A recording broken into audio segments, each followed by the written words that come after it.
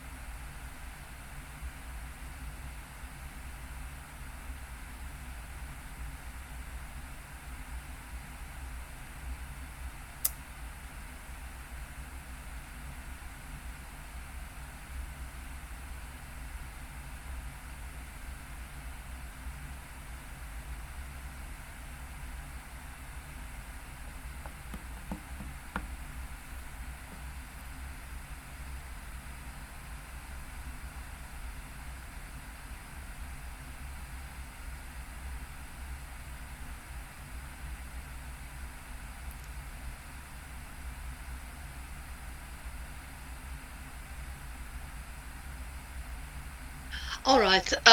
Welcome back, everyone. Shall we restart? Please give a sign of life if you're back here, and we'll carry on. Great. Thanks, Paulina. Thanks very much, and welcome back, everyone. Okay, so just to continue, just a few things now about, a little bit more practical, really, but about the supply chain process. And I mean, this graphic is purely to show you the four elements that you get in an international supply chain, or four major. You can divide it in different ways. You can parcel it in different ways, and I'm going to show you two kind of variants. But firstly, I think this is this makes things pretty clear. I think that of course there's going to be a contracting phase.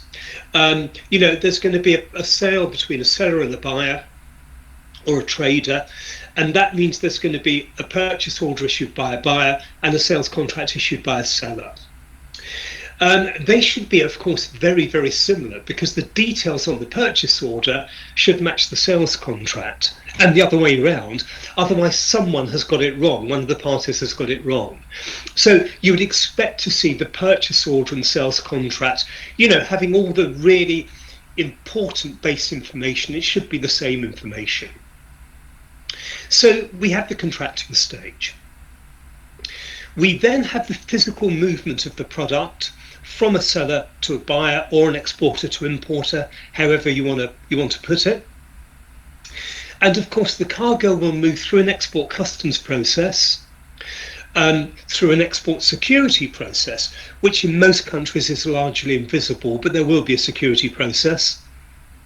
The cargo will then be released to a carrier, a transporter, a shipping line, a road haulage company, a rail company, an air company. It will arrive at destination. It will go through security in the country of importation. It will go through customs in the country of importation, and finally arrive with the importer or the buyer. So so far we've got the contracting, and we've got the movement of goods. Then we've got payment, because not unreasonably the seller wants to get paid. So we got a movement of money going from the buyer to the seller, probably through the banking system. And we'll look at that next week. We'll look at the way that works, and we'll look at the options available for payments.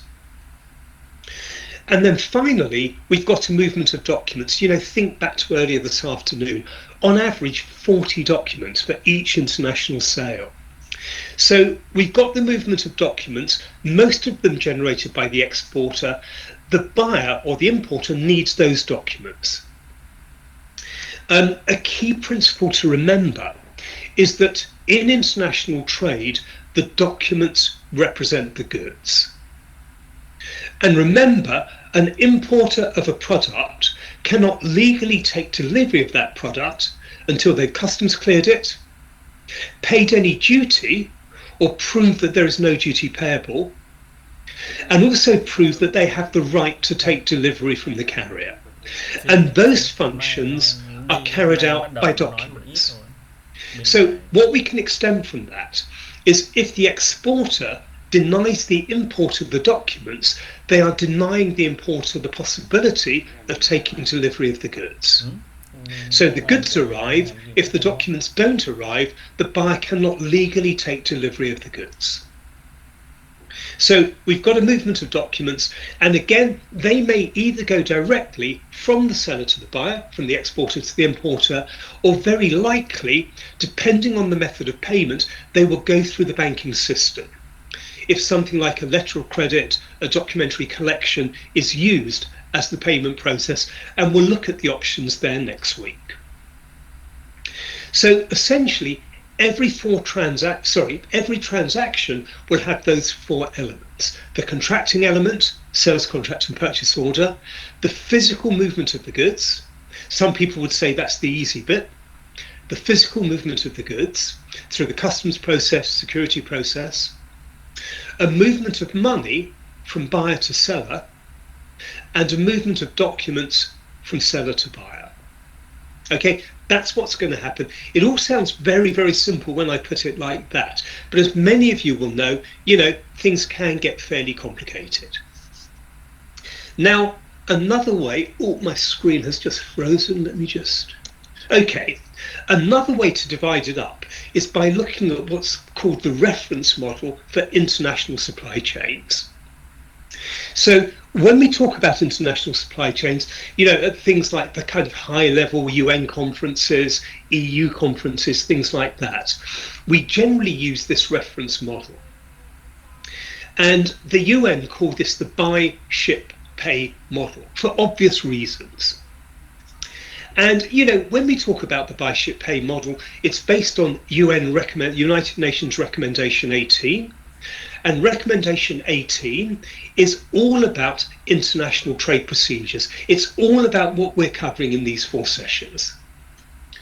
So Recommendation 18 is the core recommendation of the UN CFACT.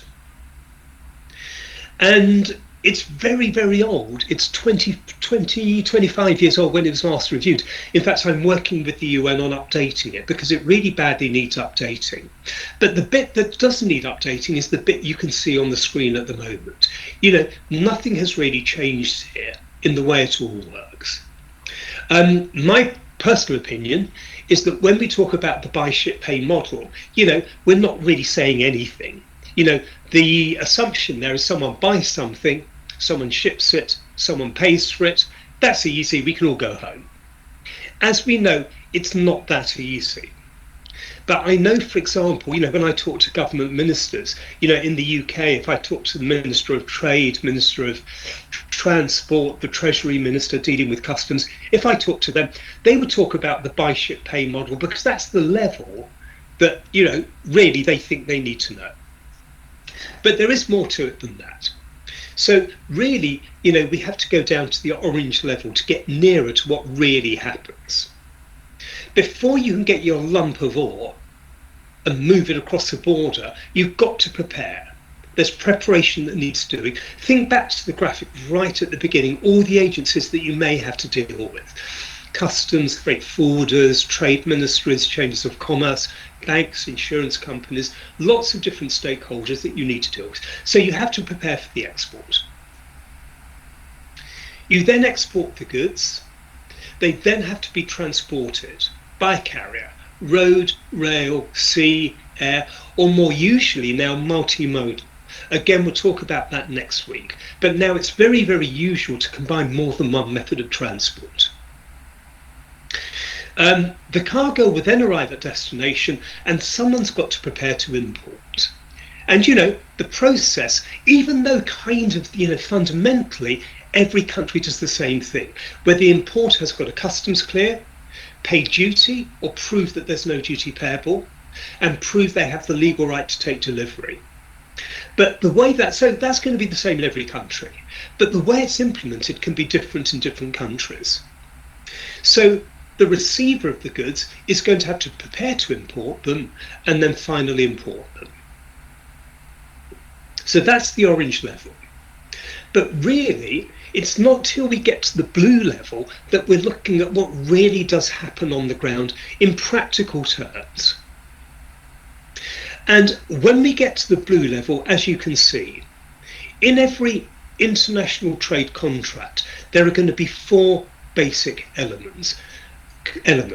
Commercial procedures, transport procedures, regulatory procedures, and financial procedures.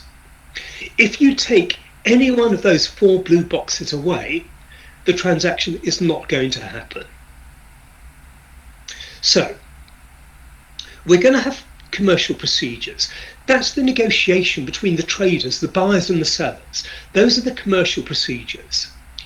Key things like what is going to be the Incoterm governing the contract. As I've mentioned at the beginning, we're going to talk for the whole session about Incoterms tomorrow, but that's going to be a core thing at that stage. What's the Incoterm? And then there'll be the contracting, the purchase order from the buyer, the sales contract from the seller. So there will be commercial procedures. There'll be transport procedures because the goods have got to move across international borders. So whether the goods are moving by road, by rail, by sea, by air, by a mixture of them, there will be transport procedures. Now, the responsibility for the transport procedure will depend on the Incoterm governing the contract.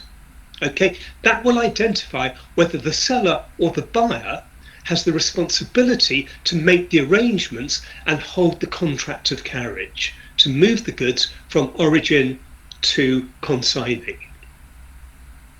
So there are going to be commercial procedures, there are going to be transport procedures. Then there are going to be regulatory procedures, customs declarations at export and import, the need for export licenses, for example, if the goods are dual use, import licenses. If the exporter needs an export license, in most cases the importer will need an import license. Are the goods dangerous? Are there any trade security elements that we have to think about? The goods have got to be declared. The value's got to be declared. The origin's got to be declared. The classification's got to be declared. So regulatory procedures at export and at import. And finally, there are going to be financial procedures because the buyer needs to pay the seller. So with every trade, we're going to have those 4 blue boxes: commercial, transport, regulatory, and financial. And the key takeaway there is that all of those 4 blue boxes, they're all connected with each other. And what we always say is that if the connectivity between the boxes is weak, something will probably go wrong in the trade, in the transaction. Okay? If the connection between the 4 blue boxes is strong, then the trade, the whole process, the whole transaction should go well. But you need to have strong linkages between the 4 boxes. And actually one of the key linkages are Incoterms. They provide part of the linkage between those 4 blue boxes. And frankly, it's a mixture of art and science. It really is a mixture. But traders need to have a working knowledge of all 4 of them, of the commercial procedures, the transport procedures, the regulatory procedures, and the financial procedures. That's pretty important, which is why some of you are doing the training. So when we look at it from the import perspective, because that's a really good perspective to look at it at, this is the kind of chain of events. So a buyer is going to evaluate the requirements. It sounds really straightforward, doesn't it? Evaluating the requirements. But it's really important. What do I need? Because if I don't order the right thing, I won't get the right thing. So very, very obvious, I know. but a really important stage, evaluating the requirement and looking for sources of that for that requirement. You know, we live in a globalized world, and more now, buyers around the world are looking at sources. What are the sources of the product, of the metal, of the mineral? You know, it may be they're very, very limited, but it may be there's more than one. And they'll look at things like tariffs, because that can have an impact on the source. They'll look at the cost of shipping, the cost of freight. They'll look at the ease of transaction between seller and buyer. So, you know, we're living in a globalized world. They'll look at the sources. And then they'll look at national standards, UK standards, US standards, EU standards, wherever the standards may be in the country of importation. Can I legally import that product according to the standard of the product? You know, there's no real, although sometimes in trade, you know, in free trade areas you get standards like EU standards and so on. Most things have a national standard. There are very, very few products that have an international standard. Some do, but very, very few products have that. Normally there's going to be a national standard or a regional standard. Or there may be, if you're lucky, an international standard. So they'll look at standards. You know, does the product I'm importing, does it legally meet the standard requirements? Then licensing requirements. If I'm going to import something, do I need an import license? Is the product dual use? Now, and that's just one example of several. Is it sanctioned? So just to be clear on the meaning of these things, dual use means a product is a standard commercial product, but it could have a military application. That's what a dual use product is. And just to give you an example of how it can go very, very wrong, and I'm going to take you away from minerals and metals for a moment, but it does give a really good example of how this can go wrong. One of the biggest clothing manufacturers in the world, and you would all know, I'm not going to mention the name, you would all know the name. They do sports clothing, that kind of thing. It's one of the biggest manufacturers globally. They were shipping a consignment from a European port to another country. And they, purely at random, customs decided to have a look. In most cases, customs will not have a look at cargoes. You know, we'll talk more about this next week, but there's an international agreement. Not more than 3% of cargo should have a physical examination. Not more than 3%. But customs authorities can do random examinations. And this occasion, purely at random, customs said they, you know, on their IT system, it flagged up a container number, said random check. And that's an instruction to the customs authority. You need to do a random intrusive check of the contents. There was no intelligence there was anything bad in the container. You know, there's nothing untoward. It's purely a check at random. So customs did the check. They broke the seal on the container. They opened the container doors. The commodity in the container was t-shirts, like you or I would wear. You know, it was purely t-shirts. And they took one pallet out of the container.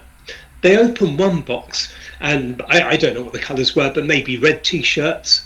They opened another box, blue t-shirts. They opened another box, camouflage-coloured t-shirts.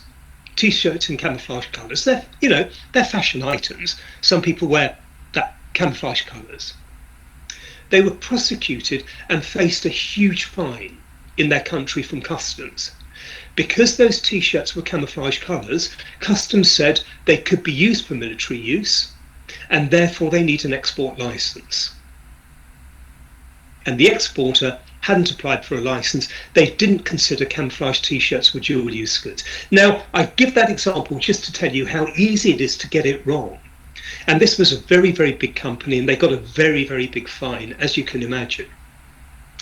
Anyway, licensing requirements. Do I need an import license to import that product from that country?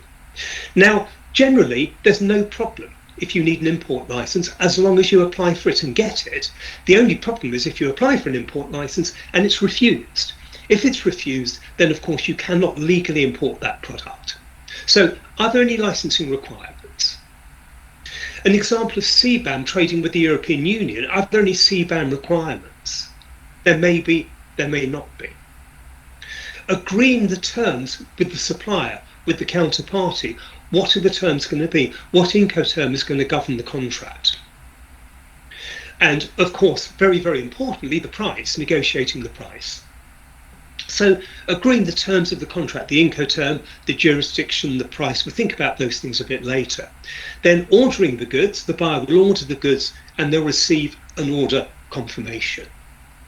And remember, under contract law, and this is the same in virtually every country in the world, to have a contract, all you need is offer, acceptance, and consideration. The format doesn't matter. It can be over the phone. It's not a good thing to do because you can't prove it. But, you know, over the phone, you could have an offer. I will offer you 500 kilos of this metal at this price. So I've given you the offer, you email back, I accept your offer. Okay, we've agreed a price and therefore there's consideration. We've got a contract. It's not a very good contract, but we've got a contract. So to have that contract, all you need is offer. One party offers a product at a price. The other party accepts that offer. So we've got offer and acceptance.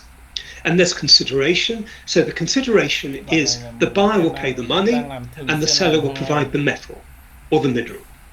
So we've got offer, acceptance or consideration. As I say, it could be a telephone request. Not a great way to do it, of course, because you can't prove it. It could be an electronic transmission, an simple email with offer and acceptance on it. That's what it could be. Or more likely, and rather better, it's going to be a comprehensive purchase order or contract, which of course is good practice. It's by far the best way to do it. So, the sales contract, the purchase order, what's the kind of content that we expect to see on a contract for the international sale of goods? And this is the kind of basic information. You can have loads more, and you possibly will have, but this is the kind of base information you would expect to have. Firstly, the specification, the quantity, and the preference and non-preference origin. So what's the metal, what's the mineral? The specification of it. You know, all you guys are much, much more technical about chemicals, about metals, about minerals than I am, so you would know how it's going to look. But there would need to be a specification. Okay, and of course it's a really important check. As the buyer, I will give the specification that I want. You will give an offer on that specification. We need to make sure it's exactly the same specification. Otherwise I could end up buying the wrong thing. So the specification and the quantity. We would want all, you know, I would say we would always want the non-preference origin. And just to kind of refresh your memory, because I know I've thrown a lot of information at you today. So the non-preference origin, that is the origin for any reason apart from a trade agreement. So I would ask you for the non-preference origin, and you know, if it's purely a raw material, a lump of metal, or more than one lump of metal, or some chemical, or some mineral, then it's going to be, you know, where that was mined, where it came from. That's going to be very, very straightforward. But if there's anything that's been done to it, if there's been any process, then of course I need to know what the non-preference origin is. And if we're if the transaction is between two countries that have a free trade agreement or a preferential trade agreement, I will also want to know the non-preference origin. Because if we can meet the rules of origin for that trade agreement, that means that when I import the product, I won't have to pay the duty, or I'll pay, you know, less than the normal rate of duty, as long as the goods meet the rules of origin under that trade agreement. So really good to have the preference and non-preference origin. Then we need to talk about the jurisdiction of the contract, the legal jurisdiction. Now, it's very, very normal that if you're generating a contract from the USA, you would put subject to USA law. If you're generating a contract from the European Union, it's very, very likely you'll put subject to EU law. If you're generating a contract from the UK, it's very, very likely you'll put subject to UK law or English law. But the thing you've got to check, does your counterparty country recognize that jurisdiction? Because otherwise you're wasting your time putting that. You know, I go into a lot of companies to do consultancy. And something I see very, very often, if the company is based in the US, very, very often there'll be a standard template for contracts saying subject to US law.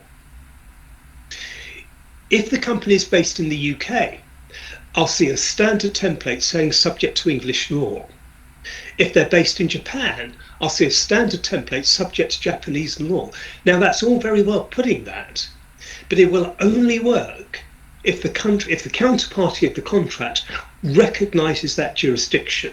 If they don't recognise it, then you've got to agree what jurisdiction the contract is going to be.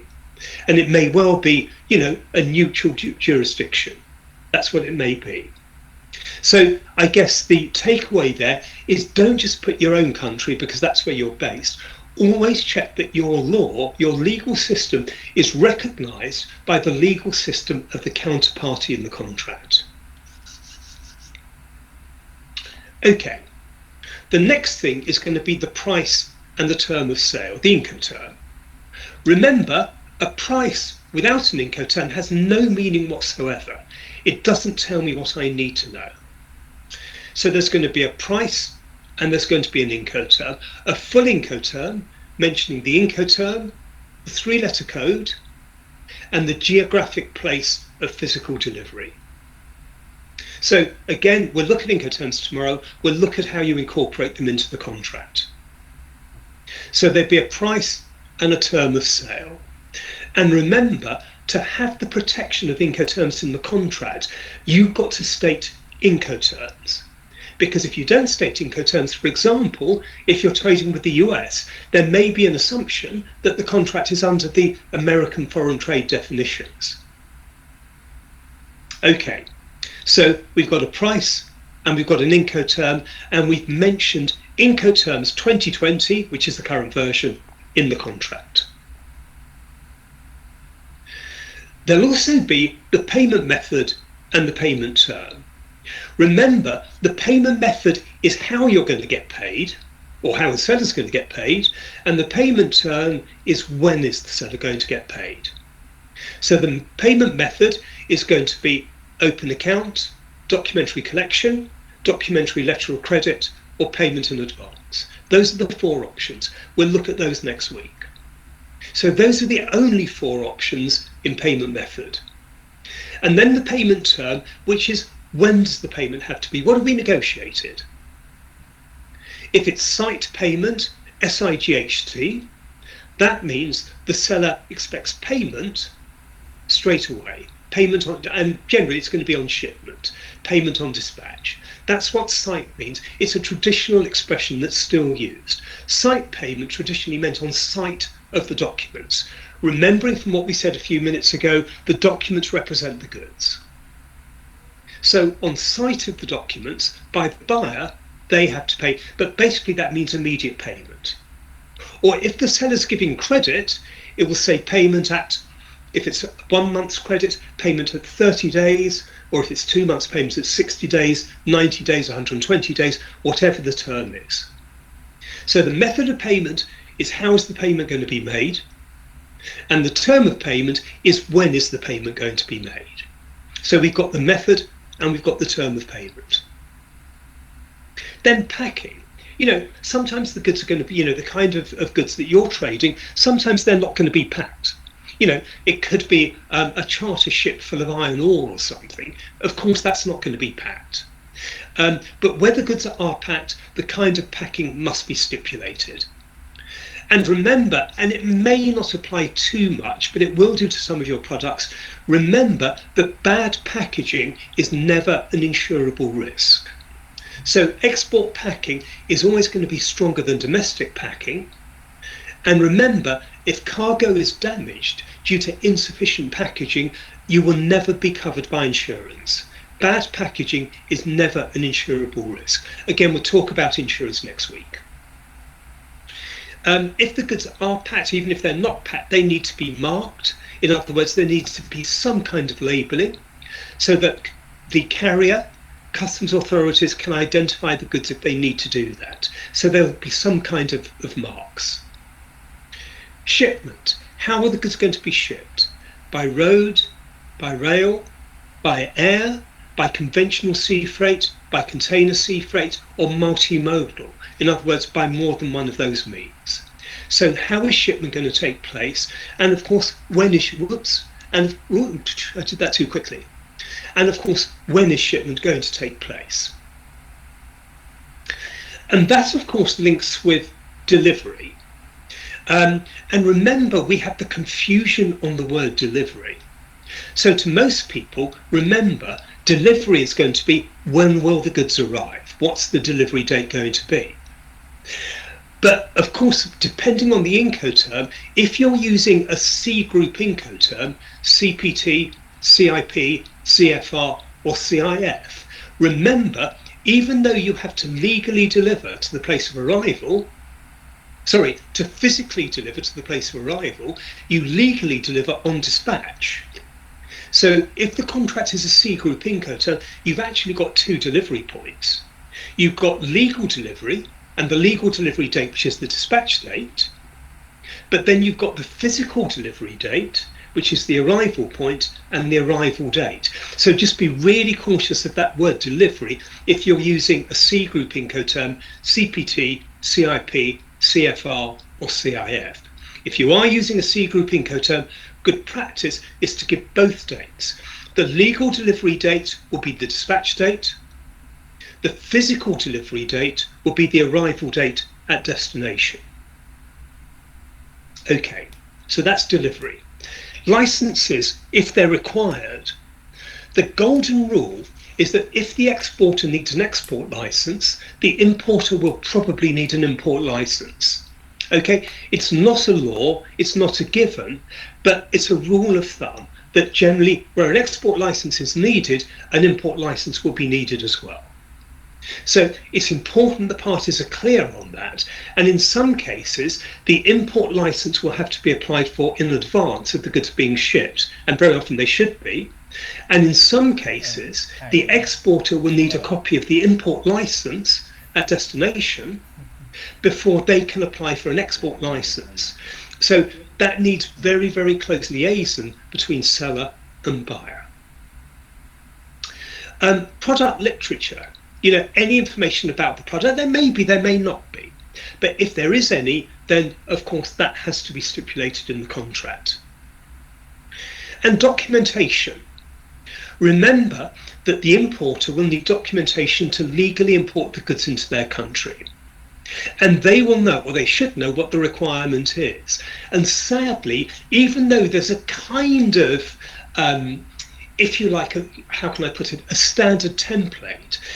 Most countries, they're going to need commercial invoices, a transport document, non-preference declaration of origin. It's not the same in every country. There may be a requirement for things like test certificates, standard certificates.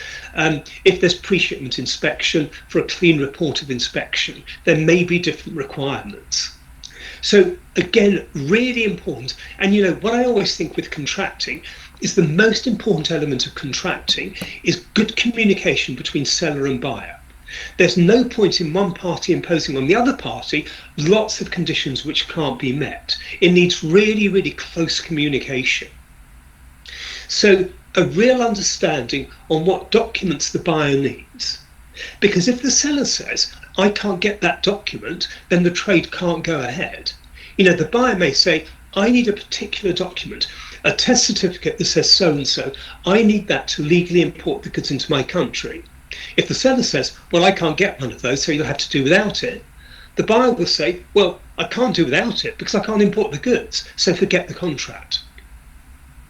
So that needs really, really good communication, a really good understanding of the documentation which the buyer needs to legally import the goods. There may be pre-shipment inspection. Interestingly, the Trade Facilitation Agreement says that countries may not have mandatory inspection regimes. If they haven't already got one, no country is allowed to implement a new inspection regime. Because because mandatory pre-shipment inspection is deemed to be a non-tariff barrier to trade. It's deemed to be. It's arguable, but it is deemed to be an NTB. So under the TFA, under the Trade Facilitation Agreement, no country can start a new regime. Countries that already have a regime can keep it going if they want to. They're being encouraged not to, but no country can implement a new regime under the Trade Facilitation Agreement. However, there may be a commercial agreement between seller and buyer that there will be pre-shipment in checks by an independent inspection company.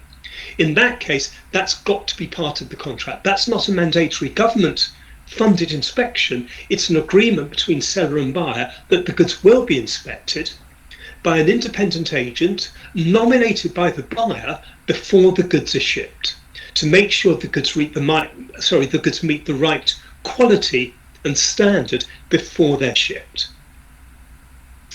And as I mentioned, that can link in with standards and testing. If the buyer is concerned about the standard of the product, or if they want some kind of test certificate, that's very, very often linked with pre-shipment inspection done by one of the inspection agencies. And I'm delighted that on the training this time we do actually have someone from an inspection agency.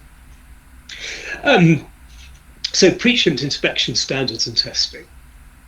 And then we have traceability requirements, CBAM requirements, and so on. And traceability is an increasing requirement. Globally, the requirement for traceability of product really, really is increasing. And it's quite interesting the way it's going. When I started my career, in terms of tracing a product back to source, you would only have to do that generally for food stuff, anything that went into an aeroplane, or anything medical. Those were the only three categories that generally you would have to trace right back to source. Nowadays, people want product traced right back to source. They really, really want to do that. And that means going right back in the value chain to provide traceability certificates, warehouse certificates, traceability documentation. In some cases that can be very, very easy to do. In other cases it may not be. But that's becoming more and more of a requirement. And where we're actually getting to on this, and if it sounds a bit scary or it sounds a very, very good thing, to put things in perspective, this isn't going to happen for a long, long, long time. But the concept of the product passport will come to reality. And the idea of that is just like, all of us all have passports to move between countries. Every product in the world will have a passport, a digital passport, a digital envelope, right from cradle to grave. So right from the time when you mine that lump of metal out of the ground, that lump of metal will have a passport, all the way through to becoming a car, being scrapped at the end of its life and becoming something else. It will have a passport all the way through, which will provide complete traceability. That's the way the world is going, and that's what's going to happen. As you can imagine, that's a long way off. Things like that don't happen quickly. They really don't. But the process of that, it's been discussed in conferences. In fact, I think, I'm trying to remember when it was now. Probably about 2 months ago now in Japan, I spoke at a conference for that region, the ASEAN region, just on what the product passport could look like. When it does happen, it's going to make all our lives easier. There's no doubt about that. A digital envelope, which is going to be cradle to grave, everything to do with that product. It's going to make proving origin easier. It's going to make traceability easier. It's the way things are going. But, we're talking about a considerable timescale before the whole world converts to the product passport. But that's the way things are going. Okay, so those are going to be the main constituents of the contract, the main content. Of course, there may be a lot more than that, but there's not going to be much less than that. Those are going to be the core headings you would expect to see in the contract. And there is a model contract, the International Chamber of Commerce, the ICC model contract is a good one to use, or you can develop your own within your companies. There's nothing wrong with that. But if if you are in the business of developing your own templates, my suggestion to you is you can use these headings as the basis, providing the core data elements. You may want to provide a lot more in the contract, but these will be the core data elements that you will need to capture. Okay. So we've got the contracting, we've got the purchase order from the buyer, we have the sales contract from the seller. Then there's probably going to be some financial arrangements. As I mentioned, we'll talk about this next week. The product may have to be paid for in advance. That's fairly unlikely, but it could be the agreement.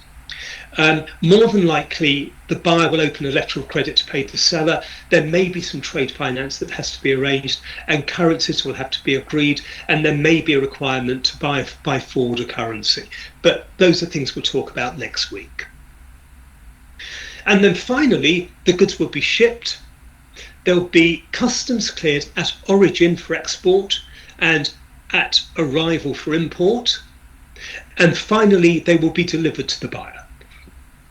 Now, we show those as concentric circles because all of those three activities, they're all interrelated. The shipping, customs at origin, customs at destination, and final delivery, all of those are linked with each other.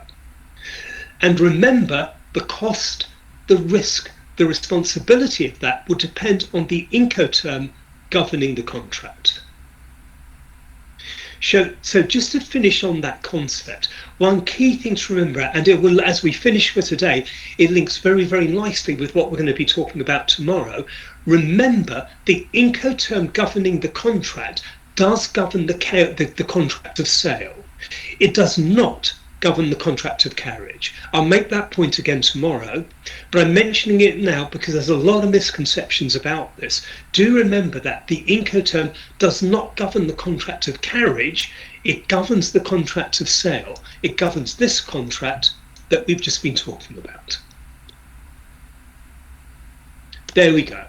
So, session 2 tomorrow is going to be about Incoterms. Let me stop sharing there. And it's worked in perfect time, and we've got about 10 minutes. Any questions, any comments? Anything you want to discuss? Now is a good opportunity.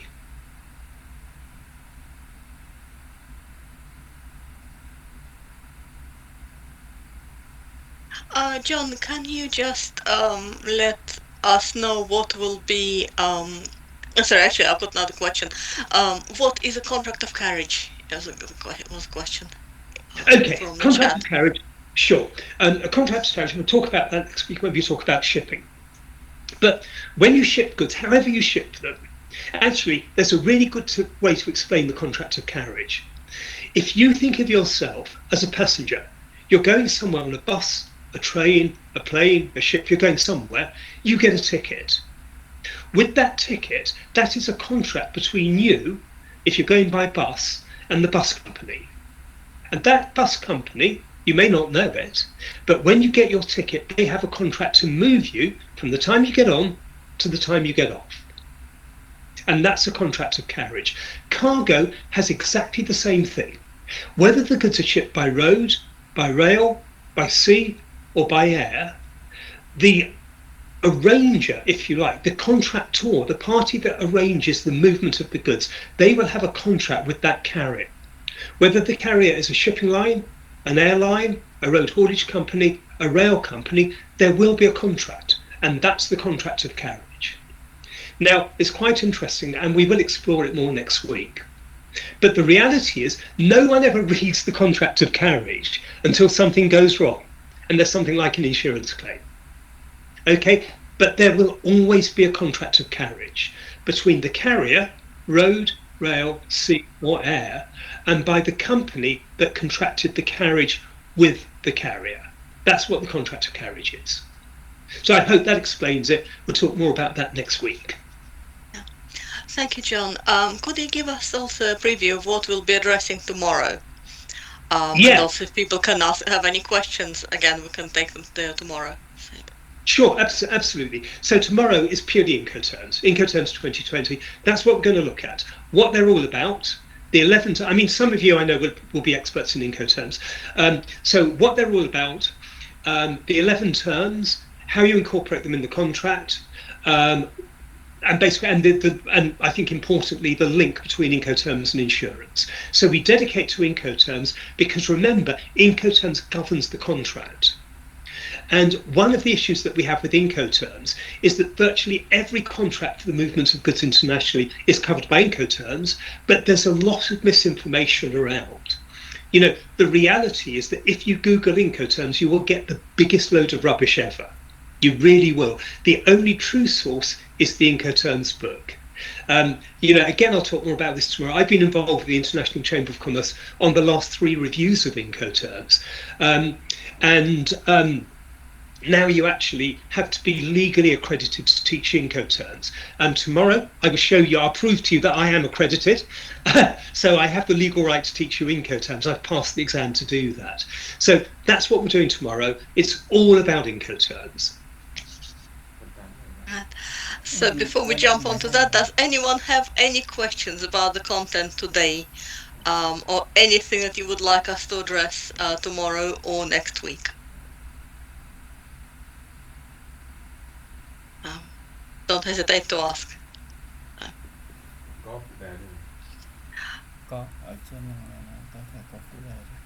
So I think we've had a lot of information just here. So if there are no more questions, then thank you, John. And we will reconvene tomorrow. It will be again at 1 o'clock. Please join on the same link. And again, we'll be running from 1 o'clock until 4:30 UK time, which is UTC +1. We'll have a break as we did today, and if you need extra breaks, let us know, so you're not overwhelmed with all the information. Otherwise, again, same next week. So next week again, Monday and Tuesday from 1 p.m. UK time. Same time, and there'll be different parts of the training. If you have any questions, also if something jumps out at you afterwards, you can always email me. It's paulina@mmta.co.uk, and I will pass these questions on to John so we can address them. Otherwise, we shall see you tomorrow, and thank you, John, for today's training. Not at all, thank you. And thanks everyone for your attention, which I really appreciate. I don't take it for granted, really appreciate it. So thanks, Paulina, thanks everyone for your attention. Have a lovely evening or a lovely day if you're in the States. If you're in Vietnam, sleep well, you must be exhausted. And I look forward to being with you tomorrow. Thanks very much, everyone. Take care. Thank you. Thank you, everyone. See you tomorrow. Thank you. Bye-bye. Thank you, John. Bye. Thank you very much. Bye. Bye.